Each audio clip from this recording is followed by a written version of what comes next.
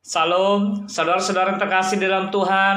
Saya terus berharap saudara yang sedang menonton video ini dalam keadaan sehat dan sukacita selalu dalam naungan kasih dan pemeliharaan Tuhan kita Yesus Kristus. Firman Tuhan yang menyapa kita hari ini terambil dari Kisah Rasul pasal 5 ayat 32. Firman Tuhan berkata, "Dan kami adalah saksi dari segala sesuatu itu, kami dan Roh Kudus yang dikaruniakan Allah kepada semua orang yang menaati Dia." Dalam bahasa Nias firman Tuhan berkata, "Bayaga jisobang berebaniwa andre, abegehe hani amonia, nibe elowalangi bazolo khenia." Saudara-saudara yang terkasih di dalam Tuhan, dalam suatu permasalahan hukum, seorang saksi betapa penting, baik bagi penyidik atau penginvestigasi maupun bagi pihak kuasa hukum. Dengan adanya saksi, apalagi kalau seorang saksi mata, maka akan mempermudah proses hukum yang sedang berjalan, dan pihak terkait dipermudah untuk memahami apa dan bagaimana yang sesungguhnya terjadi.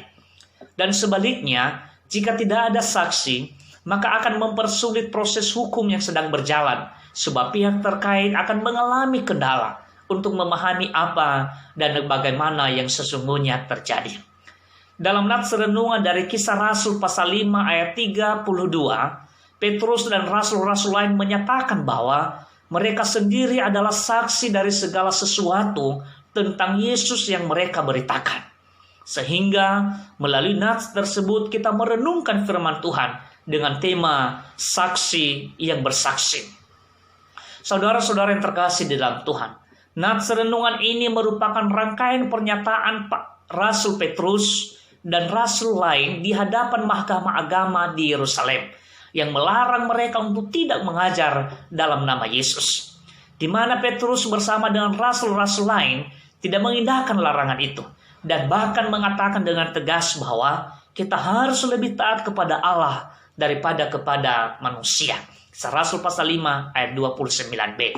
Dan selanjutnya mereka menceritakan tentang Yesus yang disalibkan oleh orang Yahudi itu, namun telah bangkit dari antara orang mati dan telah naik ke sorga.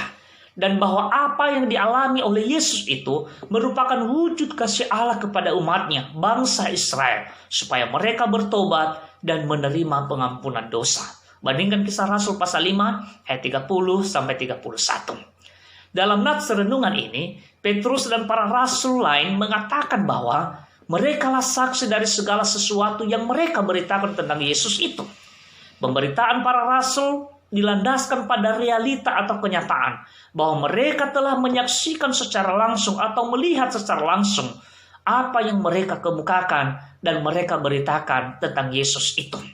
Dan bahwa Roh Kudus yang dikaruniakan Allah bagi semua orang yang menaatinya turut serta juga bersama mereka mengemukakan dan memberitakan tentang Yesus.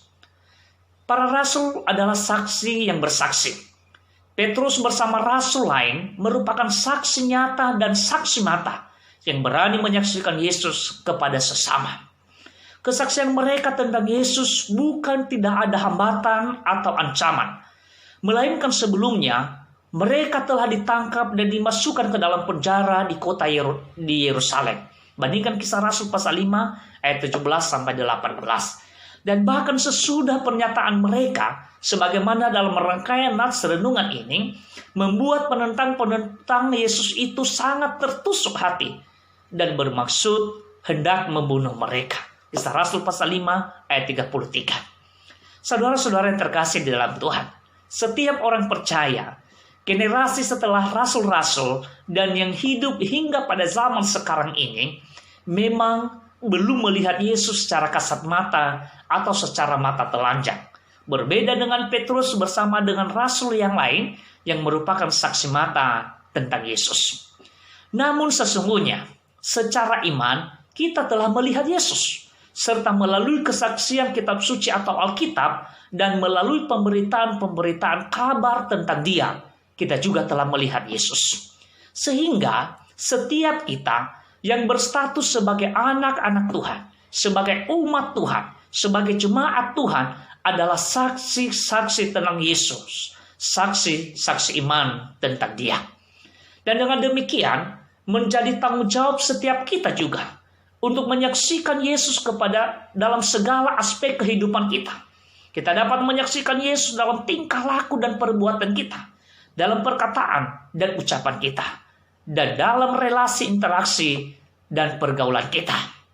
Menyaksikan Yesus juga dapat kita nyatakan melalui ibadah dan persekutuan kita, serta melalui keterlibatan dan ambil bagian dalam pelayanan kepada Tuhan, baik secara langsung maupun secara tidak langsung. Saudara-saudara yang terkasih di dalam Tuhan, menyaksikan Yesus kepada sesama dan kepada dunia sangatlah penting dalam mewujudkan amanat agung Yesus untuk menjadikan semua bangsa menjadi muridnya, sebagaimana Injil Matius pasal 28 ayat 19 dan ayat 20. Serta supaya dalam nama Yesus bertekuk lutut segala yang ada di langit dan yang ada di atas bumi dan yang ada di bawah bumi, dan segala lidah mengaku Yesus Kristus adalah Tuhan bagi kemuliaan Allah Bapa. Filipi pasal 2 ayat 10 sampai 11. Menyaksikan tentang Yesus memang bukan perkara yang mudah, melainkan mengandung konsekuensi dan bahkan mengancam nyawa, sama seperti yang dialami oleh para rasul. Namun, tidak menjadi alasan untuk tidak melakukannya, sebab Yesus mengatakan, setiap orang yang mengakui aku di depan manusia, aku juga akan mengakuinya di depan Bapa-Ku yang di sorga. Tetapi barang siapa menyangkal aku di depan manusia, aku juga akan menyangkalnya di depan Bapa-Ku yang di sorga. Matius pasal 10 ayat 32 sampai 33. Saudara-saudara yang terkasih di dalam Tuhan, setiap kita orang percaya adalah saksi-saksi Yesus dan terpanggil untuk bersaksi kepada sesama dan kepada dunia hingga ke ujung bumi bahwa Yesus adalah Tuhan dan Juru Selamat dunia, agar setiap orang yang percaya kepadanya tidak binasa, melainkan beroleh hidup yang kekal. Karena itu, jadilah saksi yang bersaksi, sama seperti para rasul yang berkata dalam firman Tuhan, dan kami adalah saksi dari segala sesuatu itu. Kami dan Roh Kudus yang dikaruniakan Allah kepada semua orang yang menaati Dia. Baik aga jisobang berbaniwa andre, aba kehehani amonia, ni be elo walangi bazalo khania. Kisah Rasul pasal 5 ayat 32. Selamat menjadi saksi yang bersaksi dan selamat beraktivitas bersama Tuhan sepanjang hari ini.